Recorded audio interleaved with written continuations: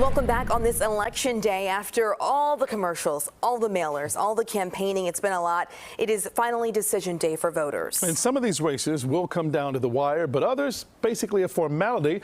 Political science professor Stephen Caliendo from North Central College, always with us around election time. So glad to have you with us back in studio today. Good to be here. Good to see both. Okay, let's talk about the race that the biggest on the ballot in Illinois. It's for governor. That's right. Between J.B. Pritzker, Darren Bailey. A lot of money has been sent. We've seen rancor going back on both sides. But in terms of the finances, even particularly with Governor Pritzker, $150 million of his own money.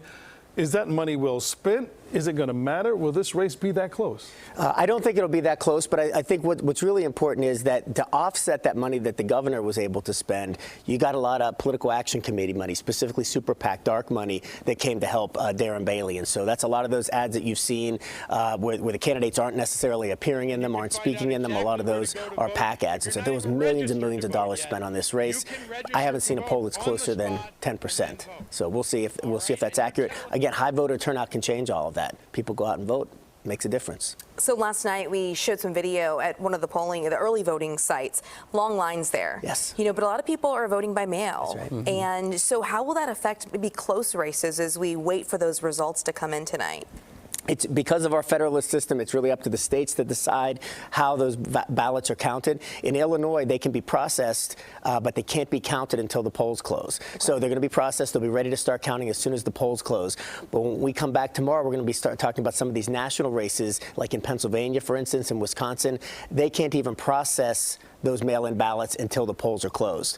So if it's a close race, if they're not able to predict, it's going to be several days, perhaps, until we know who the winner are in those. But in Illinois, we should have a pretty good sense. If it's close, if it's within 0.5%, some of the congressional races we need to talk about, we may have to wait to hear about those. From a national perspective, so much focus on the midterm elections with the balance of power in Congress that could flip to Republicans, you know, both in the Senate and the House.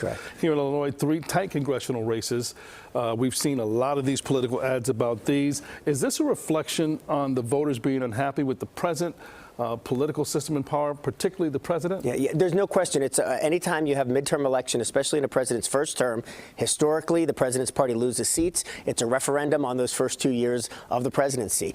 Presidents get credit for things that they're not responsible for and blamed for things that they're not responsible for. That's not the point. So the fact that these races are close indicates the strength of what's happening for Democrats in those suburban areas. In other words, they should be losing, really, in a number of those places. The other thing that's important, though, is these are new districts. These are not. Maps, that's exactly right. Redrawn maps after the 2020 census, and so these folks are running in areas that are a little bit different than what they ran on 2 years ago, and so it's hard to make predictions because of that. And out in the suburbs, you're talking about more reddish than blue in some of those west and northwest suburbs. The way they're chopped up, I would say purple at this point. Yeah, I would say purple at this point because we've really seen a shift in the last couple of years. So nationally, as these results start to come in, so many of us are going to be watching those races, not even in our state here, of course, because of that balance of power.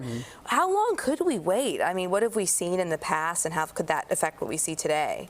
Republicans need 1 net pickup in the Senate to regain control. They need 5 net seats in the House. So this is out of 435, right? I mean, this is very, very close. Get to 218. Then that's correct. Yeah, that's correct. And remember, it's not just the voting majority. It means that they get control of all. They get the chair of all the committees, right? I mean, all the power shifts.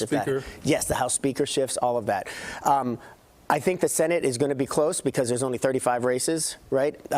And they only need 1. They only need a net gain of 1. Some of those are open seats.